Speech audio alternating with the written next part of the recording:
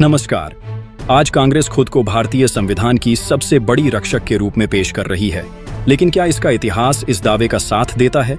आइए तथ्यों पर एक नजर डालते हैं। डॉ अंबेडकर के साथ कांग्रेस का व्यवहार। भारतीय संविधान के शिल्पकार डॉ भीमराव अंबेडकर एक महान विचारक, समाज सुधारक और संविधान निर्माता, लेकिन कांग्रेस ने उन्हें वह सम्मान कभी नहीं दिया जिसके वे हकदार थे।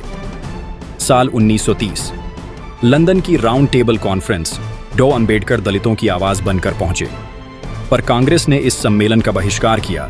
जब उन्होंने दलितों के लिए अलग निर्वाचक मंडल की मांग की तो गांधी जी और कांग्रेस ने उनका विरोध किया, यह कहते हुए कि वे ही पूरे भारत का प्रतिनिधित्व करते हैं। संविधान सभा में कांग्रेस ने अंबेडकर को जगह नहीं दी। वह मुस्लिम लीग और बंगाल की मदद से सदस्य बन पाए। बाद में बॉम्बे से कांग्रेस ने अनछा से टिकट दिया, वह भी सिर्फ इसलिए क्योंकि वे संविधान मसौदा समिति के अध्यक्ष थे। हिंदू कोर्ट बिल और चुनाव में हार। अंबेडकर जब देश के पहले कानून मंत्री बने तो उन्होंने महिलाओं के अधिकारों को मजबूती देने वाला हिंदू कोर्ट बिल पेश किया, पर कांग्रेस ने समर्थन नहीं किया। उपेक्षा से आहत होकर उन्होंने 1951 में मंत्री पद से इस्तीफा दे दिया। 1952 और 1954 के चुनावों में कांग्रेस ने उन्हें हराने के लिए पूरा जोर लगाया। नेहरू तक ने उनके खिलाफ प्रचार किया और अंबेडकर दोनों बार हार गए। 1956 में जब उनका निधन हुआ तो न कोई राष्ट्रीय शोक, न कोई राजकीय सम्मान, उनका चित्र तक संसद में जन दबाव के बाद लगाया गया। आज वही कांग्रेस चुनावी मंचों पर उनकी तस्वीरें दिखाकर उनके आदर्शों की बात करती है। इमरजेंसी संविधान पर सबसे बड़ा प्रहार 25 जून 1975 कांग्रेस सरकार ने लगाया।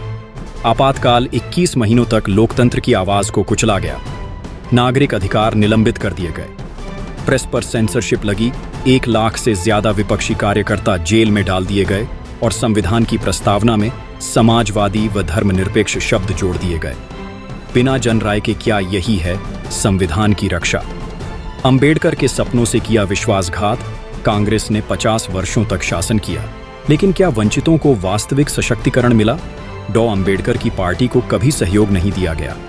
धार्मिक रूपांतरणों को लेकर उनकी चेतावनियों को नजरअंदाज किया गया और तुष्टीकरण की राजनीति को बढ़ावा मिला।